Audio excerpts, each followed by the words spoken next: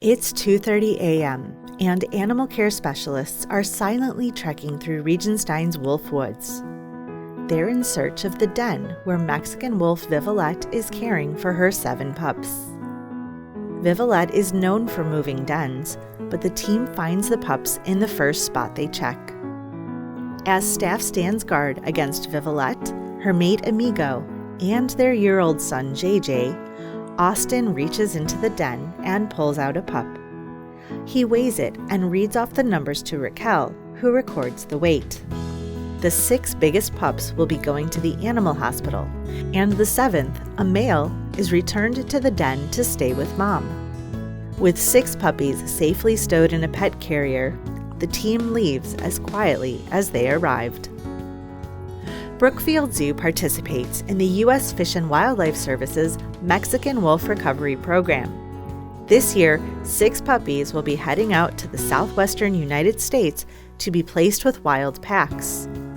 This fostering method has proved to be the most successful way to reintroduce these critically endangered wolves into their native range. This year, the Mexican Wolf Recovery Program has decided to place more puppies than usual into the wild. But first, these 6 9-day-old pups must receive a thorough exam to ensure that they're healthy enough for the trip. Dr. Lily is performing today's exam. There's a long list of data to collect, and an animal care specialist is assigned to each pup to ensure that it's all recorded.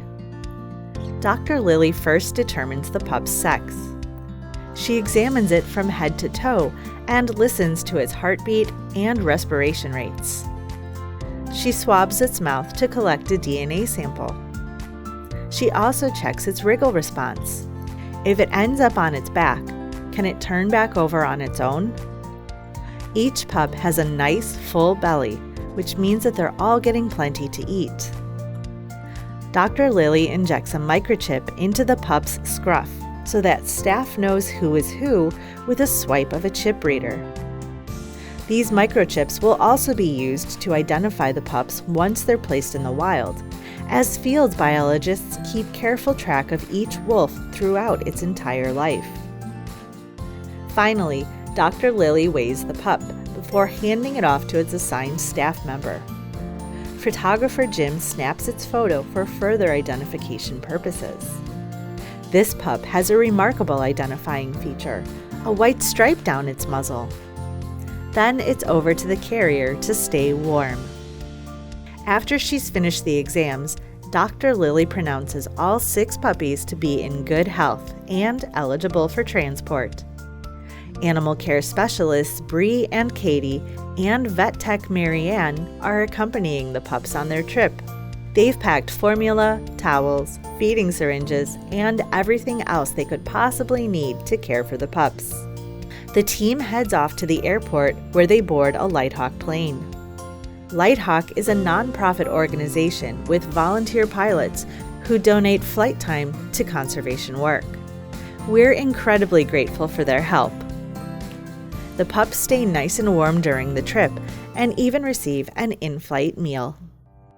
Once the Brookfield Zoo team is on the ground in the Southwest, the U.S. Fish and Wildlife Service's Mexican Wolf Interagency Field Team takes over. The Brookfield Zoo pups will be placed with existing litters in 2 different wild packs. Den locations are kept secret for the animals' safety, so the Brookfield Zoo team's job is done. By the time the pups are in their new dens, the entire process will have taken less than 12 hours. Be sure to stay tuned to Brookfield Zoo for future updates on the Brookfield Zoo Mexican Wolf Pack and the Mexican Wolf Recovery Program.